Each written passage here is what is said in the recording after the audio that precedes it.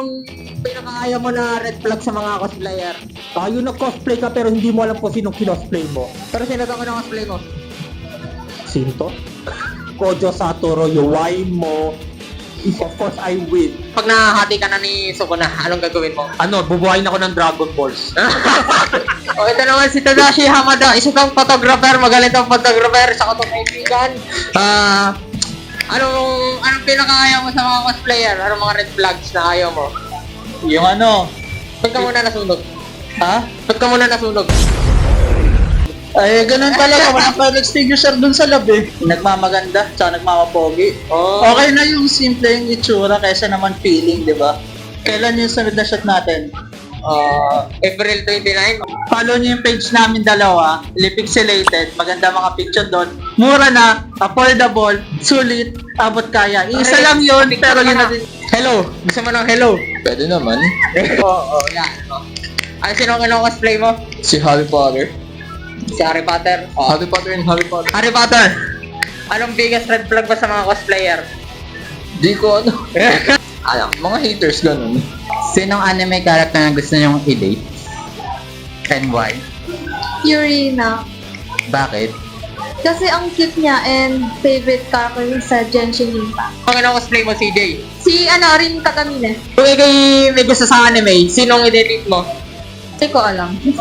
Wala kang trip? Wala akong trip. Hindi ako nakaka-crush.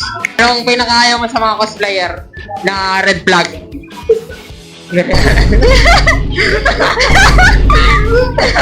yung parang contradicting themselves. Like, parang sinasabi nila na hindi ko na alam kung ano sabihin. Please introduce yourself. I'm Kevin, cosplaying Monkey D. Luffy Gear 5 from One Piece. Sa tingin mo, sino makakatalo sa'yo? Makakatalo? Sarili ko. English or Spanish? Baby, you got something in your nose. Sniffing that. How much does your cosplay cost? I'd say parang house 3K na ata. 3K? You sure? I guess. English or Spanish? Baby, you got something in Please introduce yourself. May sawa ko, sir. From Los Baños, Laguna. Sinong mga anime character na mga kina-cosplay na red flag? Kino-cosplay na red flag.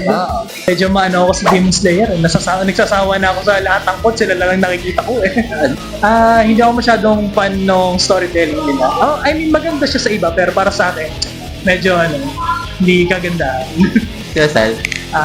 My name is Ken Marvin Odcor and I'm cosplaying Okarun from Dandadan. Kamusta na yung balls mo? Oh my God, my balls. Hanggang ngayon, hanap ko pa din eh. Hinahanap mo pa rin? So, this is my question.